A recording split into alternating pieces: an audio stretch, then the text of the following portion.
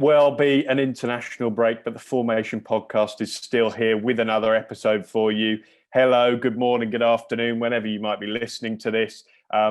We are back. I think this is episode number 28, but as I said, it is international break. There's no football on the telly, or not as much as we've maybe become accustomed to over the last few months. But we hope that on your evenings, or like I said, whenever you listen to this, you've got a little bit of football content there to watch or listen to.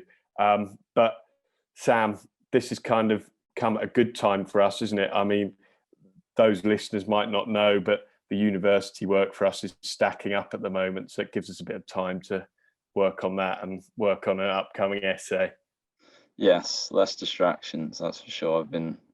We've been filled with loads and loads and loads and loads of football on TV, and it's nice to sort of have a little break from that and get cracking with our university work, like you say. So good break, I think.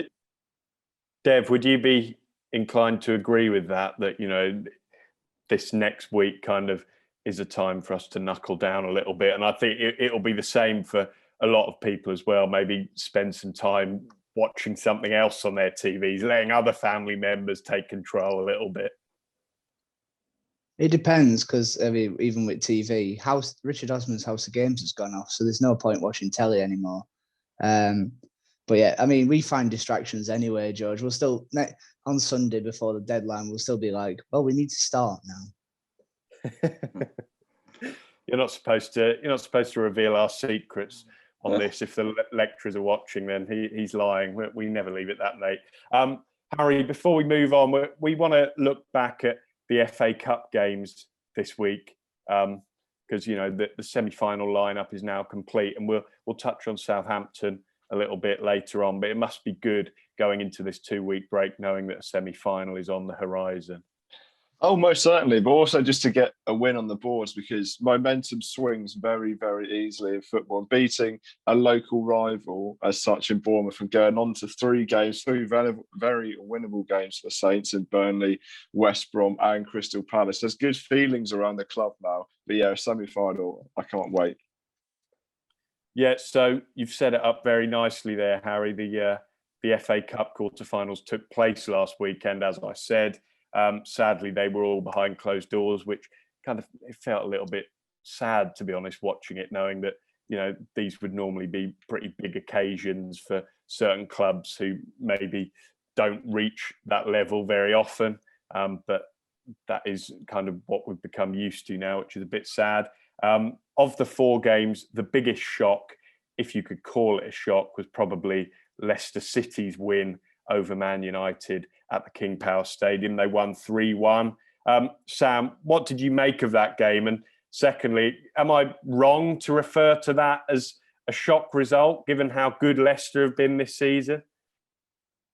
I don't think you're wrong, because Leicester are missing some key players, some of their top performers from this season in James Maddison, Harvey Barnes and James Justin, but still they were just too good for United on the day, and what was a lacklustre performance from the Red Devils, really.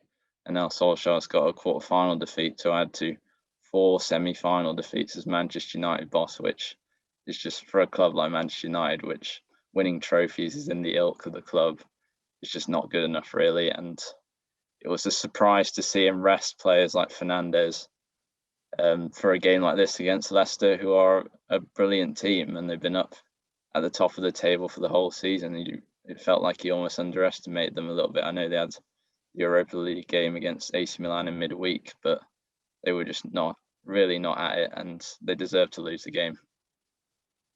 Devon, would you agree that Solskjaer kind of played into Leicester's hands a little bit? He mentioned there Bruno Fernandes was on the bench, but you could also maybe point out Cavani being on the bench, a man who's used to winning trophies. Luke Shaw as well this season has been a key man for them. So was that the wrong call from him?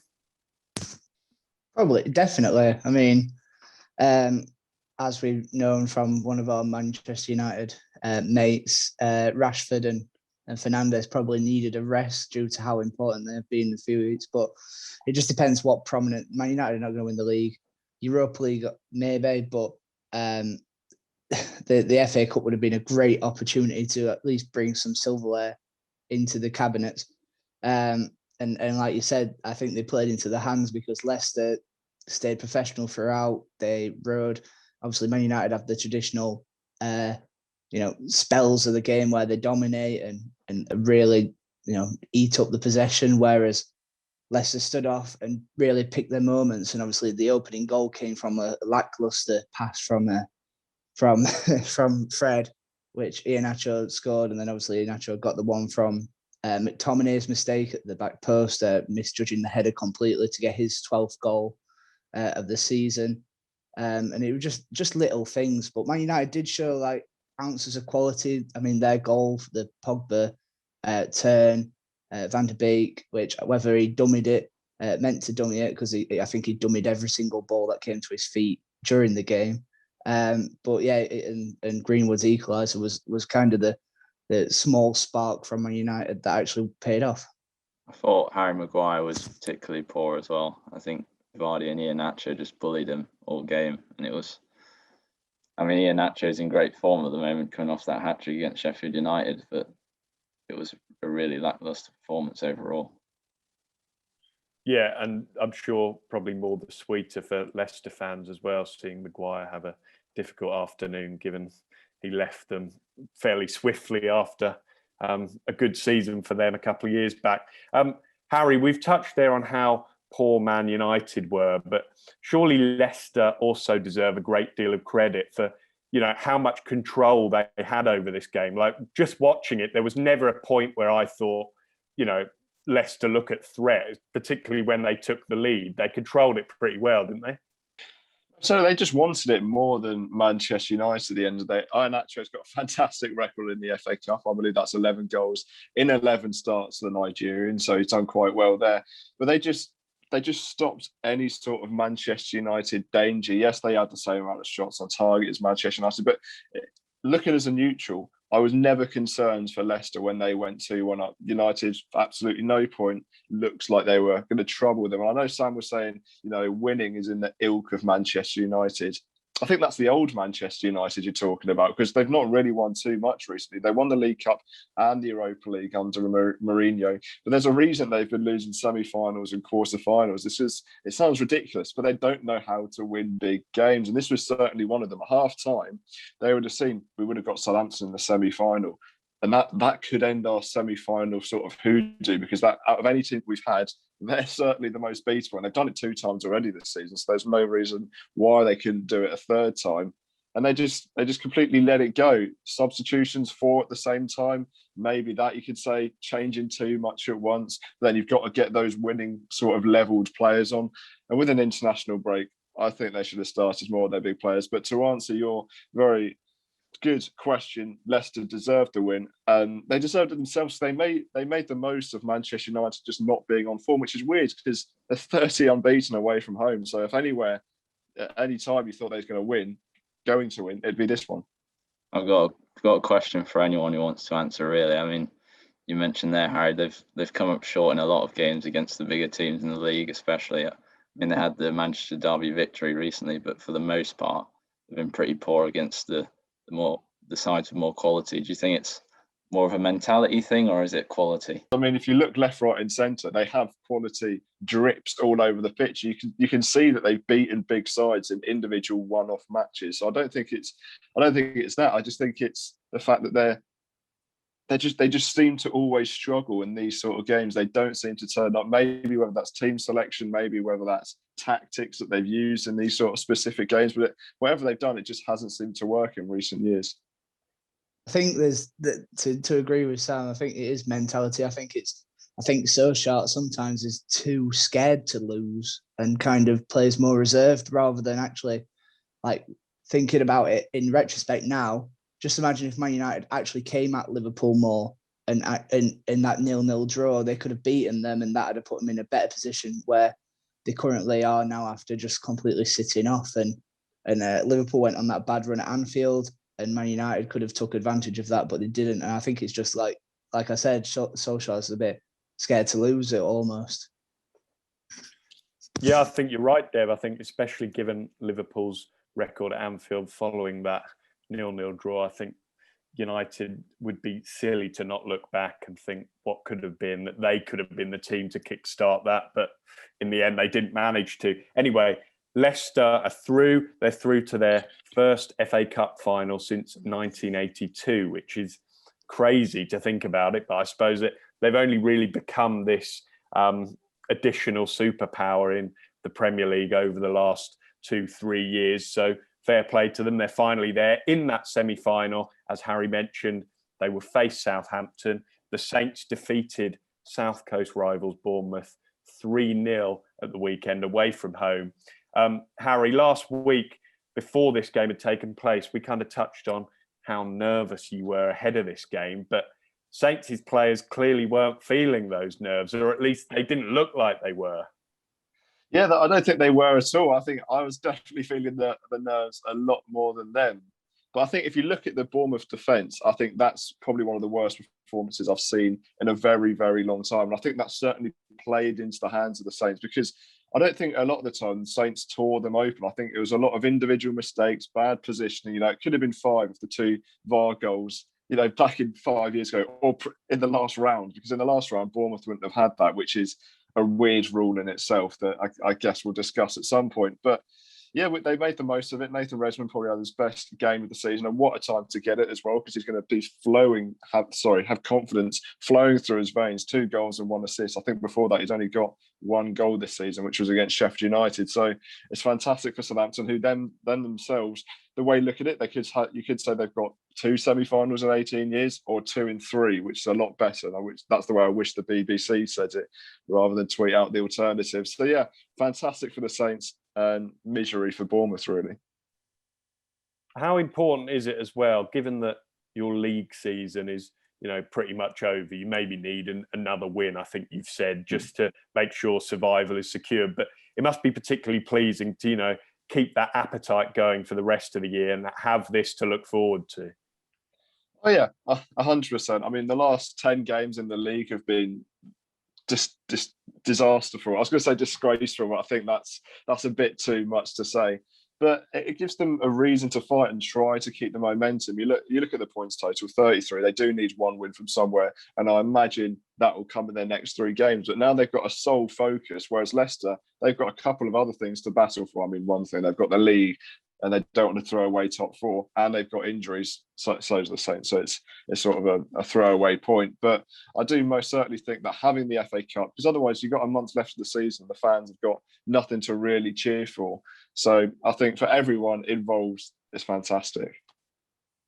As for Bournemouth then, based on that display in which they kind of didn't really give Saints much of a challenge at all. It seemed Saints didn't have to play to their best and still could have won 5-0 had the VAR goals. Can you see Bournemouth pushing on in their league season and pushing for promotion, or do you think they look in a bit of a mess and it doesn't look likely? Sam, what are your thoughts? Going off that performance, no, because they really did not offer anything. I mean, they've not been great against top flight opposition in the FA Cup. Only won 4 of the last 30. So it was probably expected that they'd lose, but not in that fashion. It was really poor, and they really didn't offer anything. I mean, they've got some players that can, turn it on when they need to, like Dan Juma. I thought he had some decent little spells during the game, and he could be the difference for them coming towards the end of the championship season. But going off that performance solely, I would say no.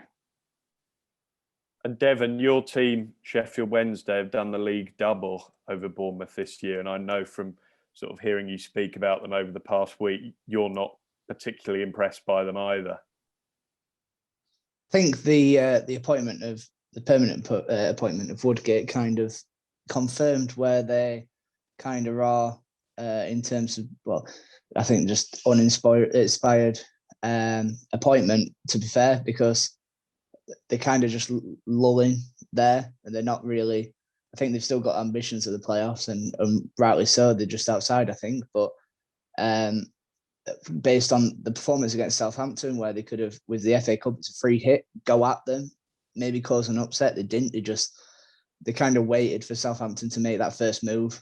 I think with one of the first major shots with a rasping shot from Wilshere after half time. And then the only other good opportunity was Surridge, who forced a really good save out of Forster. Overall, though, whenever they played against us, it was like they took they took examples out of where they played in the Premier League, the kind of the passing out of the back, which can work, but in the Championship, when teams rather don't give you enough time and they're quite aggressive. I mean, we scored our first goal at the Vitality through Callum Patterson from closing down a quick goalkeeper kick and scored from that. And basically, I think they don't turn it on too often. Like Sam said, they've got the players there. They've got Danjuma, David Brooks, who albeit has suffered another injury, I think, but they just don't show it enough. Yeah, so Southampton are through to their semi-final. They will play Leicester, as we said, which I think is encouraging that there will be a team who aren't the traditional Big Six in the final. Harry, how do you see that game panning out? As you said, you lost to Leicester earlier this year and you maybe got some bad memories looking back a little bit further, but what are your thoughts heading into that? I know there's a bit of time still to go, but still.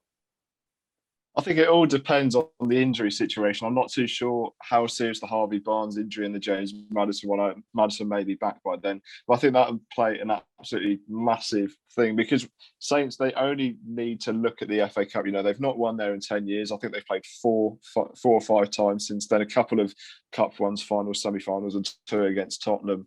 And they've not been at the races, all bar one of them really, with the 3-2. So it's going to be tough. It's going to be tough for them. I think most people, neutrals especially, will be expecting Leicester to roll them over. I wouldn't say easily by any stretch of the imagination, because after the 9-0 battering they took last season, they overturned it in a King Power and won 2-1. So anything can happen. I think that's the brilliance of cup competitions. In a one-off game, anything can happen. And if Saints get Danny Ings back, if they have that stable midfield, I think it'll be a great game to watch. Yeah, absolutely. A reference there to the magic of the club, the magic of the cup, that lovely cliche which comes out on every FA Cup weekend. But on the other side of the draw, we have 2 teams who definitely are part of the Big Six and have had a fairly decent history in this competition in recent years. Manchester City are one of the teams in that second tie. After they beat Everton 2-0 at Goodison Park on Saturday. It was Ilkay Gundogan and Kevin De Bruyne who got the 2 goals. Towards the end of that game, it was pretty late in the day to secure the victory. And City kind of struggled in front of goal for the majority of the tie. But Sam, it wasn't a surprise to see them nick it at the end, was it? You were kind of just expecting it to come eventually. No, you're right. But it was a battling performance from Everton. I think they can take some positives for it. I think the way they frustrated City was pretty impressive. They're always going to hold most of the possession. I think it was over 70% they had for the game. But when you have that much possession, you are going to create chances with players like De Bruyne and Gundogan, who's been excellent this season. I mean, that goal is his 16th of the season from midfield, which he's been the driving force in City's success this season. When you come up against a team that's won 25 of their past 26 games in all competitions, you're always going to struggle. And they did find the breakthrough eventually, and they're through. Yeah, as you mentioned there, Gundogan finding the form that maybe he's been expected to ever since arriving at Manchester City. But then again, I'm not sure he's ever been known for his goal scoring. So fair play to him this year. He really has stepped up. Every time Manchester City play and every time they win games, the word that seems to come up a little bit more is quadruple.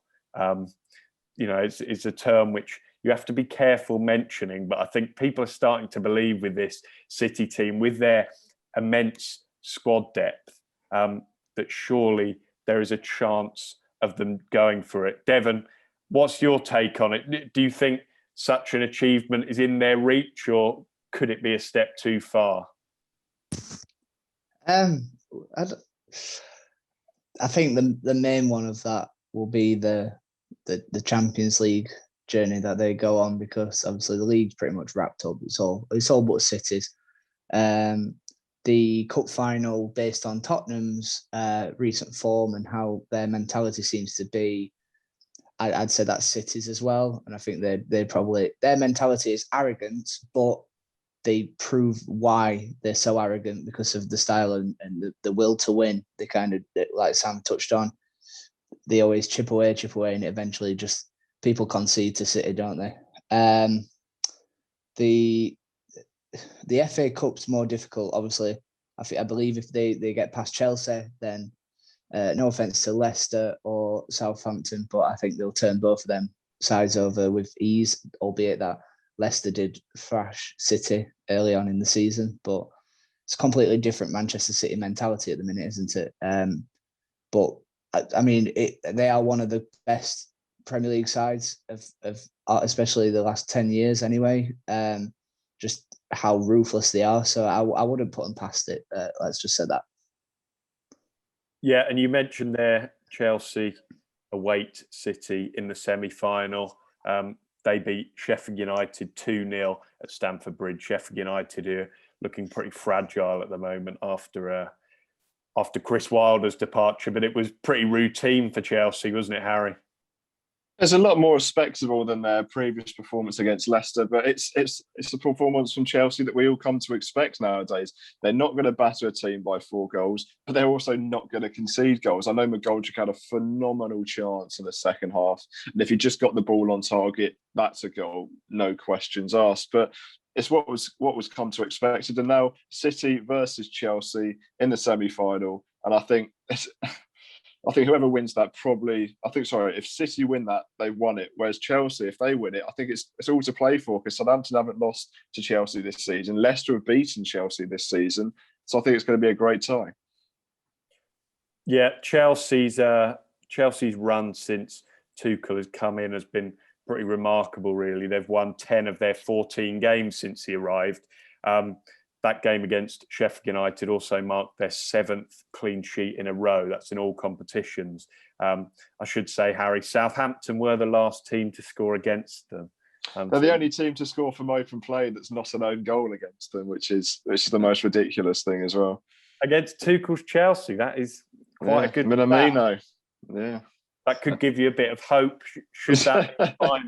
We don't want to look too far ahead just yet. But given this form and given the impact Tuchel has had, Sam, if you're a Chelsea fan right now, you'd surely be hopeful of a pretty successful end to the season. You know, they're still in the Champions League. Top 4 looks pretty likely. So you're in a good position, aren't they? Yeah, the semi-final is quite an interesting one. It's 2 of the form teams in the Premier League, if not the country, if not the continent as a whole. And Tuchel's really driven that solidity into this Chelsea team. I think Everton went about it the right way against City in that quarter-final with the 3 centre-backs and trying to hit them on the counter or get them at a set piece. And I expect Tuchel, if not go with a similar formation, but to sort of have a similar style against Man City. And it's going to be a really interesting one, obviously. I expected them to keep a clean sheet against the Sheffield United side, who've only scored 16 goals in the league this season. And they probably should have scored, like Harry mentioned, the McGoldrick chance, where he just headed it back across goal instead of heading it towards goal.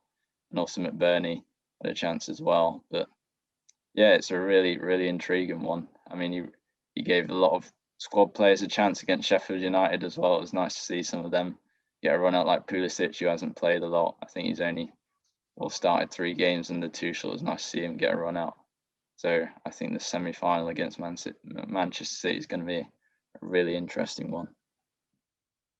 Yeah, without doubt, 2 teams who currently are in fantastic form. But there's 4 teams left in the FA Cup. As always, we like to give a prediction of multiple things on this show. So we kind of want to look ahead. Who do we think is going to win it? Can you look past Manchester City at the moment, or can one of the underdogs kind of step in and take the mantle? I'm just looking for a team and maybe a reason why. Should I start with Harry, whose team are, of course, still in it? I'm not going to go Southampton as much as my heart desires that. I want to say I can't look past Manchester City, but the thing is, if they're not starting strikers, I know they still score a lot of goals, so don't come at me if they still score lots of goals. But if Chelsea don't concede, at the moment anyway, it looks like they could really get it. But I'm going to say Manchester City. I can't see past them, and I think they'll get at least 3 trophies this season, if not 4. Devon, what about you? Like Harry alluded to, I mean, Tuchel's really taken when he came in, he noticed what Chelsea need, and that's a defence. He sorted that, and then in the next few weeks, I think we'll see them start to flourish in an attacking sense more. And by the time that City game comes around, it'll be interesting to see how he sets up to try and nullify Man City whilst also utilising their attacking exploits. And I think Chelsea's frustration might be too much for City, and we saw the kind of City's naivety against Manchester United. So I reckon Chelsea will beat City, and then Chelsea will go on to beat Southampton in the final to make Harry cry. And Sam, yourself? As with City being the team that everyone wants to beat, you really want to bet against them, but I just can't at the moment.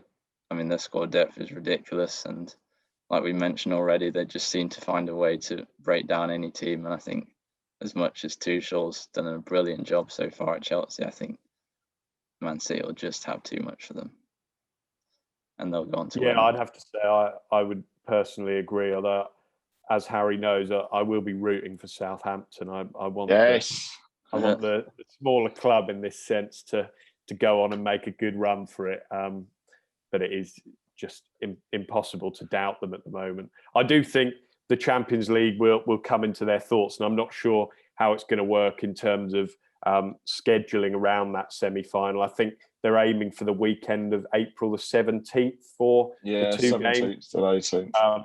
So whether the Champions League is played around that, I don't know. And in terms of rotation, but as we said, that's where Man City's squad depth comes into play even more. So I would be inclined to back them at this point. Moving on then to our second part of this week's episode.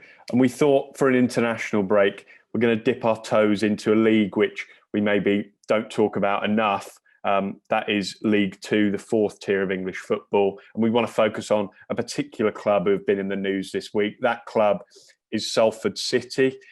Salford are a team who most of our listeners will probably recognise as a club who are part owned by the class of 92. So that includes Gary Neville, Phil Neville, Ryan Giggs, Paul Scholes, Nicky Butt, and more recently, David Beckham as well. So they've all been associated with the club for around about 5-6 years now, I believe it is. And you might have seen they had a documentary, which I think first of all was on BBC One, and then I think they transferred to Sky once they got a deal with Super 6. But if you weren't aware, having risen up the non-league pyramid very quickly since this new ownership, the club are now in the EFL in League Two. And earlier this week, they made their second managerial change of the season. Richie Wellens, who was only appointed as their manager in November to replace Graham Alexander. Wellens has been sacked. He's been replaced by Gary Bowyer, formerly of Blackburn, Blackpool and Bradford. This decision has been criticised in the national media fairly widely. Salford recently won the Papa John's Trophy under Wellens, and they're also only 6 points off the League Two playoffs with a game in hand. So, their season is far from over, and Wellens maybe hasn't done that bad of a job and has still lost his job. So my first question regarding this, Sam, is do you think Salford's expectations are too high for a club who have only been in the EFL for a year and a half? I think so, just slightly. I mean, it's hard to say almost with, the success they've had since the class of 92 have sort of taken over the club or each bought 10% of their own shares in the club. I mean, they've had, 4 promotions since they've come in since 2014. So that they have seen a lot of success, and they always expect success. And I mean, they're one of the better backsides in the division, and a record of 11 wins in 30 games for Wellens is all right. It's not amazing for a promotion chasing team, but just 4 months in the job for Wellens, who left Swindon Town, who he brought up last season from League Two. albeit they were struggling a little bit in League One, but that's a really tough division, and they were a newly promoted side, like I said. So he made a sacrifice for them, and he spent just 4 months in the job. They've not accommodated for him, really. I mean, Graham Alexander did most of the work to get to that EFL Trophy final, but they still had to win it against high league opposition in Portsmouth. And he did a great job then, and for the sacking to come so soon after that, with a huge game against fellow promotion hopefuls Exeter City on Saturday, it just feels like a really rash decision. And the subsequent appointment of Gary Bowyer is not really an inspiring one for me, although he's probably one of the better options they had making a sacking at this point in the season. Harry, would you agree with that assessment? Do you think, this decision is a bit questionable given the position that they're in? Oh yeah, I 100% agree with Sam. You've got to build foundations, and in 4 months, things might not be going right now. But if you give it a year, give it 2 years, there's every chance they could do well. Like Sam said, won the Papa John's Trophy against a higher league opposition, so they've done fantastic well in that. But they have had a history of sacking managers in the past, and they have had success. 4 promotions, like you said. So it all depends on the structure of the club. If they feel like that's the better option, maybe like a Watford style, maybe not as brutal as Watford, but if it's worked in the past, you sort of got to go, well, if it does work, it works. That's the foundation they want to do. That's the strategy. That's the philosophy that they use. And going into the job, he would have known that. He wouldn't have just gone into the job blind. He would have seen, right, if I don't meet expectations, this is going to happen. Don't get me wrong. I think it's very, very harsh being only 6 points outside the playoffs with plenty of games to go and plenty of points to be won and dropped by other opposition. But yeah, for me, you've got to give a manager longer than 4 months in charge. Yeah, 2 key phrases I picked up on you saying there, Harry. You said you've got to build the foundations, and you also said that if you give managers 2 years or so, then you should expect success to come. And those link very nicely to a tweet which was unearthed when this Salford news came out by Jamie Carragher. It was a tweet from Nevill in 2018. And I think it was regarding the sacking then of Marco Silva. I'm trying to think, would that have been from when Silva was at Hull or at Everton? I'm not too sure. Or maybe Watford's. Maybe that's a bit early, though. Maybe that's a bit early. Yeah, it could have been. I think it were Everton. Oh, you think it was Everton? Thank you, Dev. But yeah, the tweet said words such as, how can you build a football team without getting 2 to 3 years? It also said a rule change is required to moderate sackings of managers mid-season in their first year at a club. So Gary Nevill essentially has now broken his own rule suggestion. Carragher's tweet was, of course, written to kind of make a joke out of his mate's situation. But Devon, do you think Neville's words from 3 years ago should kind of have a bit of a wider meaning? Because, is it something certain clubs should maybe take note of? Are sackings these days sometimes too harsh? I think it's kind of become a bit of a culture nowadays. Like, I think Watford have been one of the instigators of making this kind of more normalised, to get rid of a manager after a very short period of time. But it's kind of one of them things. You make a comment, but until your foot's actually in the shoe and you're the person that's making that decision, then you actually see it from a chairman's perspective, like Nevill has. And even now, he'll probably learn and think, right, that tweet was a bit rash from me, and now I understand why this happens. But it's not like I say, people frequently are quite hypocritical of their comments, and subconsciously do it without. You can comment on it, but sometimes decisions lie where you have to break that. And I feel like with Nevill anyway, he's quite rash. I mean, remember last night we were watching his Kerr commentary videos, and you saw how annoyed he was getting just because decisions were going against Manchester United. And he is quite a fiery character. And even in the documentary series, when we had Morley and Johnson, there was always seemed to be that kind of tension between the joint managers, and then Neville and the rest of the board.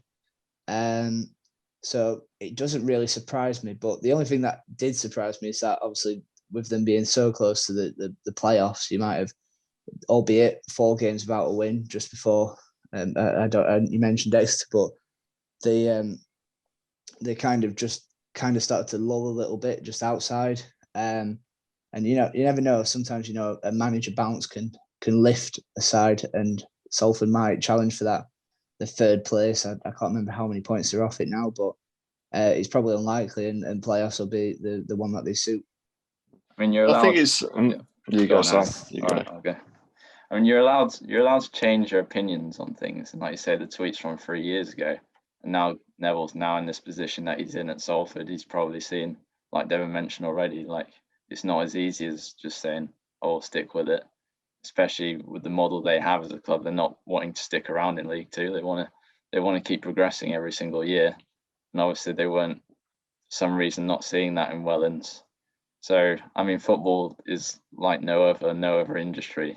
Like you get sacked from your job in another industry, it's a huge shock. But as football fans, we're sort of numb to managerial sackings now, and it feels like it carries a lot more weight in the lower leagues as well, because there's not as, if you don't have the pedigree of Premier League managers, jobs aren't as easy to come by. So it's just how modern football is now. It's results over everything, especially at Salford. Sorry, Sam, for butting in there. I thought you'd finished. I think another thing that's disappointed me on the comments was, I remember how Neville at first tried to implement, and the 92 board tried to implement the community spirit into Salford, and it's kind of, with success, it's kind of feels like it's kind of been lost as well, which going from a non-league club to a football league club is probably going to have that natural progression, but it's just a bit, especially how ethically they've just kind of come in, pumped money and bought success, which I think that's why people are quite aggrieved by not just this decision. There'll be underlying tones towards the opinions towards Salford because of this, but overall, I think it's just, I think their morals have gone anyway. So that's just my opinion. I think that we probably expected that something like this would happen eventually. Yeah. Lastly, before we move on, in his role at Sky, as Devon mentioned, as a pundit there, and he does regular commentaries and everything else, he's regularly encouraging Man United to be patient with Ole Gunnar Solskjaer, who is, of course, his former teammate, but Solskjaer's been there for 2 years now. And we've already mentioned today how they're kind of coming up short in big games, and Nev is often the man who is questioned on this. Harry, do you think it could be slightly awkward for Neville now when these questions start to come up again, and he's kind of got this tweet lingering over him? Or do you think, he can still happily give his opinion in the same way? I think it's completely situationally based. If he's looking at Salford and thinking, I can't see, even though the results might be there and they might be in the playoff hunt, he might be thinking, I'm not seeing the same level that I want to see. Maybe with Solskjaer, he's seeing those stepping stones being trodden on, where with Wellens, he might not be seeing that. And that's complete. I think these sort of things are completely situation based. With his tweet, if it was in 2018, it was with Watford. So that means that the philosophy of Watford is to sack managers. And I think he should have seen, that's the way they want to do it. And if Salford want to be like that, that's fine. That's completely fine, because it's his club. It's the way they want to do it. And you've got to remember, these are former Manchester United players. These people want to win they step on the training ground wanting to win every single day of the week. If they're not seeing that, then they're in the best part of the Manchester United years. They're not seeing that. Their mentality is like, right, we've got to switch it up, we've got to change it. Brutal decisions have got to be made, because that's what happened to them. So for me, I don't think it should come back to bite him, because I think things like this are always based on the situation. May I add that though Neville has been the kind of front runner that the papers are talking with, it's still got to go through a board and a ratification process. So there's not going to be just Neville's opinion in this. So, well, maybe it was, but you probably expect that there was still more rumblings underneath Neville and the rest of the 92 board. And it's probably unfortunate because of the tweet and and the paper's picking up that it's been all centered around Gary, that's what's come out of it.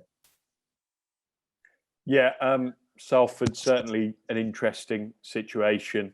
Maybe we're not experts on them. I don't think any of us would claim to be, but it's a club that have, of course, got a lot of attention, and who knows what the rest of their season will entail under Gary Bowyer, but one to keep an eye on for sure. We're going to conclude this week's podcast now. It's round 12 of Sam's quiz. The quiz will rumble on for as long as we can, as always. So over to Sam. I'm not sure what this week's round is on. Sam, please enlighten us. Let us know. Let's get on with it. Obviously, we're into the semi-final stages of the FA Cup now, so they're all the games are going to be at Wembley. So it's all about FA Cup games at the new Wembley in particular, to make it hopefully a little bit easier for you guys, not asking questions about games in the 90s. It's never easy, Sam. None of these quizzes are easy. I don't plan to make them easy, but but we shall see. Okay, when you're ready, go on. 5 questions today, but plenty of bonus points as well. Oh. Number 1, the highest scoring FA Cup semi-final was played at the new Wembley in 2014 when Hull City faced Sheffield United. What was the score that day? Ooh. Thank you, Sam. Okay. Always confident.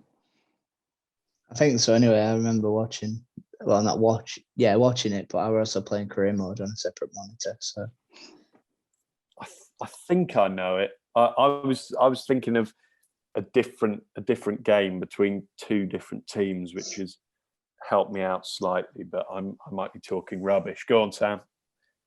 Number 2, the first final at the new Wembley was played in 2007 between which 2 sides? And for the bonus point, what was the final score?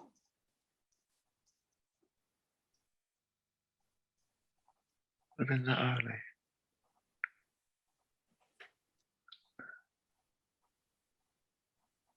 I believe I've got this on DVD for some reason.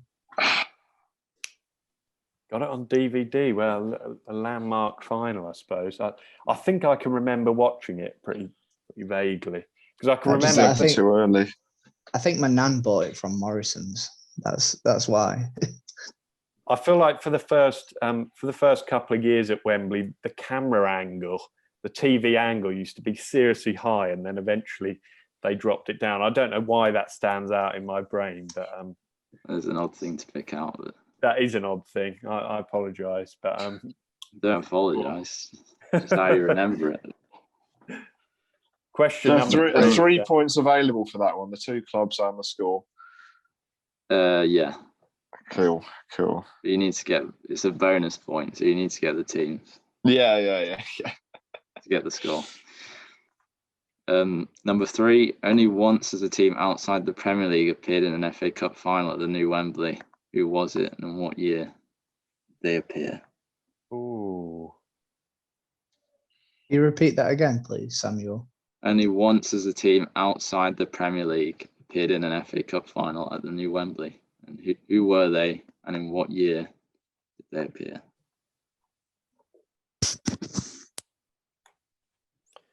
Okay. I think I've got it.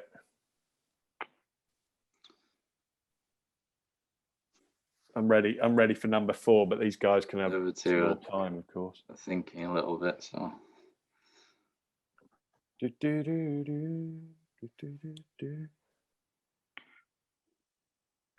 think it's good. It's good part of the question to have the year involved because that just adds an extra dimension to it, doesn't it? You need to get the team. Yeah. Okay. Otherwise, that's invalid. What was the question? Only once has a team outside the Premier League appeared in an FA Cup final at the new Wembley. Who were they and in what year did they appear? In what year? Oh no, because they were in the Premier League that year. Darn it! Stick a guess down, Harry. Yeah. Number 4. Which player scored the most FA Cup goals at the new Wembley, and how many did they get? How many did they get?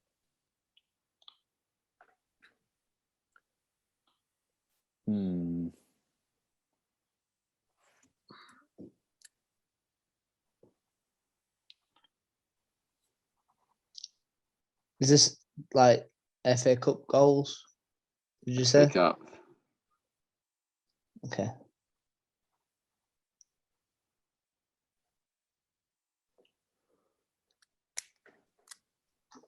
Yeah, I've got an answer for that. Semi-finals and finals, obviously.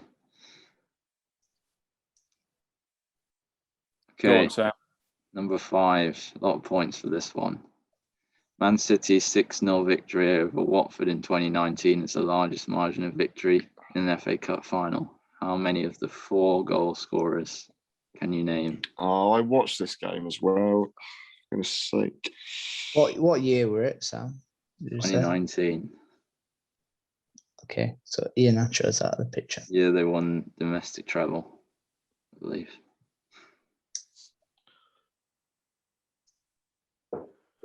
Oh, that's tough. There were 4 scorers. Were there of 6? Yep. What if there's an own goal in there somewhere? But I don't want to give away a point for guessing an own goal.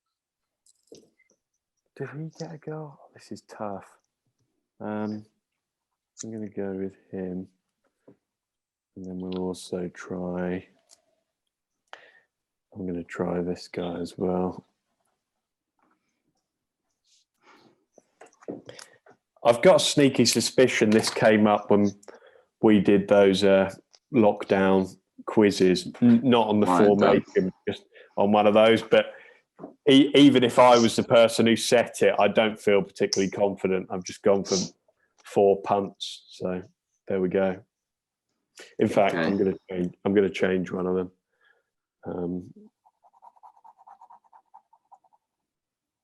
You could start running through the answers if you want, Sam. Question number 1. The highest scoring FA Cup semi-final was played at the new Wembley in 2014 when Hull City faced Sheffield United. What was the score that day? Devon? I believe it was 5-3. You got teams or which way it was? 5-3 to Hull City against Sheffield United. George? I've got 5-2. 5-2. 5-2 to Hull. Yeah, maybe it was. I went 4-3 to Hull City because I know they got to the final. Devon is correct with 5-3 to Hull. You're starting to doubt yourself there, Dev. Resident Sheffield United fan, Devon Cash, once again. It's good. That's the best thing about Speak of You, that you'll never know what I've said to Harry there. So, Okay. Anyway, moving on. No. Number 2, the first final at the new Wembley was played in 2007 between which 2 sides? And for a bonus point, what was the final score, George? I'm pretty confident on this one. I think it was Chelsea and Man United, and Chelsea were 1-0 winners. Okay. Harry, what you got? Well, I'm hoping the 2 teams are correct because I just went for the 2 most obvious possible teams. So I went Manchester United and Chelsea, but I went for a 2-1 victory to Manchester United on that day. Okay. Devon? I went for Manchester United, 0-1 Chelsea. You've all got the teams correct, but the score was 0-1 Chelsea. So how many points is that, Sam? That's 3 for you 2 and 2 for I'm me. going to do 3. Okay. So, no, but George gets it wrong because he said 1-0 Chelsea. I said 0-1. So How does that work? Well, it's just one of these things, isn't it, George? I'm not following that rule. Question 3. Only once the team outside the Premier League appeared in the FA Cup final at the new Wembley. Who were they and in what year did they appear? Harry? I've no idea, so I just went Hull City in 2017. I crossed out Aston Villa and Portsmouth because I know those 2 are both in the Prem when they were there. George? Or feel like they were. I'm fairly confident on this one. I think it was in 2008, and it was Cardiff City. Cardiff. Devon? Oh, yeah. See, I've also got Cardiff. Yeah. But I've got 2015, But the only reason why I don't think it was Cardiff, because obviously it was the League Cup against. It was Cardiff, Portsmouth, and it was 2008. Oh no, yeah. A young Aaron Ramsey. Arnu. That day. Yeah. Devon shout from my room. At least you got the team, Devon. At least should have got that. At least the team is you're in the right ballpark with the team. Did Cardiff have Joan Ledley in 2008? I'm trying to think of players from Cardiff. I think Aaron Ramsey was the youngest ever appear in an FA Cup final. Go on, Sam. What's number 4? Number 4, which players scored the most FA Cup goals at the new Wembley, and how many did they get? George. I've got Didier Drogba, 6 goals. Drogba with 6. Harry, what you got? I went with the same man, but I put 4. 4. Devon. We've all got Drogba. I've gone with 5. Ooh. It was Drogba, but unfortunately, it was 7 goals. Don't be 5, please. Don't be 5. It was 7. Oh, it was 7, Harry. Morning. Is there a delay there? Is Harry all right? Are you with us, Harry? I don't know. I can hear you. Harry, are you all right? Hello, Harry. Yeah. It's gone. Yeah, I'm back here. You get the number. It was 7. Harry. Yeah, I was between 4, 5, and 8, so I'm glad it was 7. We'll keep that in the edit just to show the viewers how hard the Wi-Fi connection here is. Final question. 4 points up for Clearly grabs. not good Man enough. City's. Sorry, Devon. Sorry, I went about the Wi-Fi. All right. Man City's 6-0 victory over Watford in 2019. It's the largest margin of victory in an FA Cup final. How many of the 4 goal scorers can you name? Devon. Just guessed 4 Man City players, really. Phil Foden, Bernardo Silva, Gabriel Jesus, and Rodri. Okay. Harry, what have you got? I went with Raheem Sterling, Sergio Aguero, Gabriel Jesus, and David Silva. Okay. George. I've got 3 of the 4 that Harry said. I've got Aguero, De Bruyne, Silva, and then I crossed Fernandinho out. I don't know why he came to mind. That might be the wrong call, but then Jesus as well. Okay. The 4 were David Silva, Gabriel Jesus, Kevin De Bruyne, and Raheem Sterling. Did Sterling get a hat-trick that day? Or am I completely I think otherwise? you got a brace. And does that mean Harry's got all 4? No, you No, 3. I put Aguero. I got Aguero. I think you and Harry got 3. Yeah, I think you're right. I finished last. Damn it. Okay, Sam, do you want to total those up? I think based on a lot this, of points there. Yeah. 3, 6. Well, I think I got 9. 9. Yeah. I got 6. Yeah, I got 6 as well. Joint last. Well, Sam tallies them up. Do you want to advertise the socials? Where can they find us, George? Where can they find us on social media? Well, I'd hope, as I said last week, I'd hope that our regular listeners will be following us. But if on the rare chance this is your first time, you can find us on Twitter at _Fourmation. Devon, have you got your notebook there with it written down for the visual? I certainly do, Monsieur Wilson. There it is. We're also on Facebook, of course. You can find us on TikTok as well. We want to try and start that up again, kind of with the regular stuff where we can over the next couple of weeks. So keep your eye out for that. Stay tuned for George Wilson's silhouette challenge. We are edging closer to episode number 30 now, so we're really getting through these, but we hope you're still enjoying them. We're still enjoying making them and still enjoying answering all of those quiz questions as well. So thank you very much for watching. Again, a bit of a different episode this week, but I think it's been a pretty good one. So thank you, and we will see you next time.